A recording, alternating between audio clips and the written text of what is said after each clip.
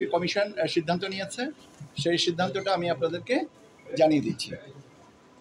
আমরা জানেন যে আমরা 143টা আবেদন পেয়েছিলাম। তার মধ্যে থেকে আমরা প্রাথমিক বাছাইয়ের পরে 22টা রাজনৈতিক দলের ব্যাপারে মাঠ পর্যায়ে তদন্ত জন্য বা অধিযাচনের জন্য পাঠিয়েছিলাম, এবং মাঠ পর্যায় থেকে যে তথ্য পাওয়া গেছে সেই তথ্যের আবার ধারাবাহিকতায় আমরা 7টা রাজনৈতিক দলের নিবন্ধনের কথা বলেছে যে না, তারা কোয়ালিফাই করে না।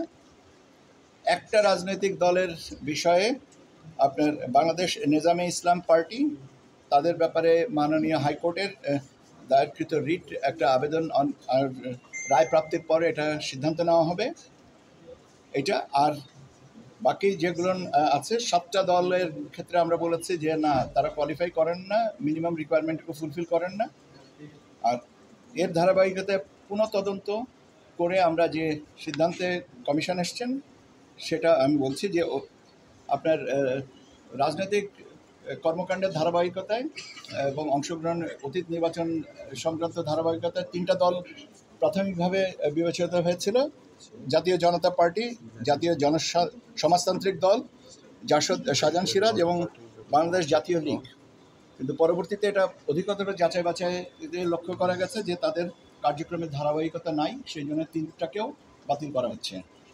এবং আর যেগুলো ছিল তার মধ্যে থেকে আম জনতার দল, Bangladesh justice and development party, Bhashani Janashakti party, Bangladesh বেকার মুক্তি পরিষদ, জনতার দল, মৌলিক বাংলা, জনতার পার্টি, বাংলাদেশ গণতান্ত্রিক পার্টি, এই 8টা দলের সঠিকতা না পাওয়ার জন্য নামঞ্জুর করা হয়েছে। তাহলে আমরা 3টা দলের কাগজপত্র সঠিকতা পেয়েছি, এবং সেই 3টার দল হচ্ছে বাংলাদেশ সমাজতান্ত্রিক দল মার্ক্সবাদী, বাংলাদেশ আম জনগণ পার্টি এবং জাতীয় নাগরিক পার্টি এনসিপি।